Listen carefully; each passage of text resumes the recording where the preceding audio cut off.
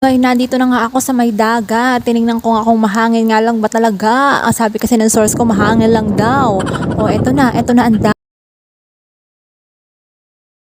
Ang kalaki ang al.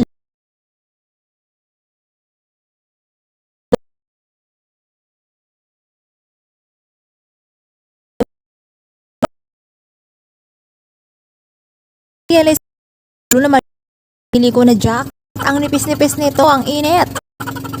Tapos bibidyohan ko sana yung magtatalunan din ng mga isda. Akala ko nga si kuya ay mga isda talon. Sa iyo sana marami kang huli. At syempre kami ay pagbilhan mo naman sana.